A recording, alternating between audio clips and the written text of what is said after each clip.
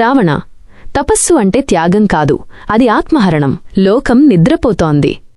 కాని కాలం ఊపిరి బిగబట్టి చూస్తోంది. ఆకాశంలో నక్షత్రాలు కూడా చలించడం లేదు. అంతటి భయంకరమైన నిశ్శబ్దంలో ఒకడు అగ్నిగుండం మధ్యలో నిలబడ్డాడు. అతను ప్రార్థన చేయడం లేదు, కోరికలు కోరడం లేదు, తనను తాను ముక్కలు చేసుకుంటూ శివుడిని శాసిస్తున్నాడు.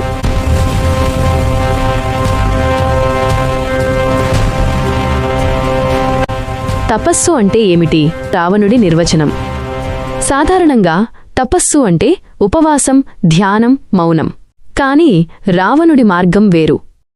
అది రక్తం మరియు అహంకారంతో నిండిన మార్గం.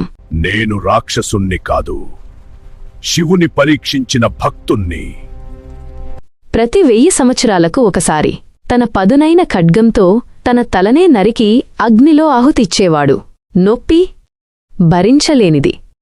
రక్తం నదిలా ప్రవహిస్తోంది. కాని అతని కళ్లలో కన్నీరు లేదు, మనసులో సంశయం లేదు. అది పిచ్చితనం కాదు, అది ఎక్స్ట్రీమ్ కన్సంట్రేషన్, ఏకాగ్రతకు పరాకాష్ఠ. ఈ అగ్ని నా శరీరాన్ని పరీక్షిస్తుంది, కాని నా తపస్సును కాదు. ఓం నమః శివాయ. నా శ్వాసలో శివుడు, అహంకారం నశించిన.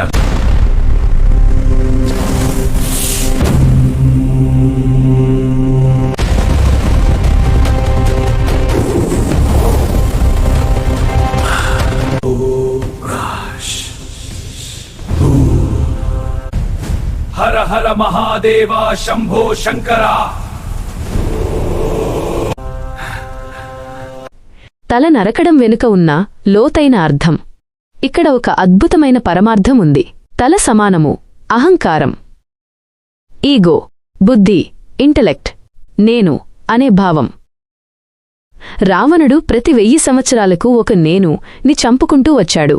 కాని విచిత్రం ఏమిటంటే అహంకారం తగ్గలేదు, కేవలం శక్తి మాత్రమే పెరుగుతూ పోయింది. అదే అతని శాపం. జ్ఞానం పెరిగింది కాని వినయం పుట్టలేదు.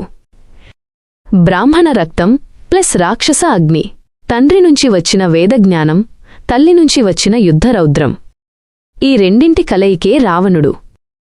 అతని నాలుక మీద మంత్రం ఉంది, గుండెలో అగ్ని ఉంది. అతను వేదాలను ఉచ్చరించగలడు, అదే చేత్తో ఆయుధాన్ని పట్టి లోకాన్ని గడగడలాడించగలడు. ఈ కాంబినేషన్ ప్రపంచంలోనే అరుదు. శివుడి మౌనం అత్యంత భయంకరమైన ఘట్టం. అంతటి ఘోర తపస్సు చేస్తున్నా పరమశివుడు వెంటనే ప్రత్యక్షం కాలేదు.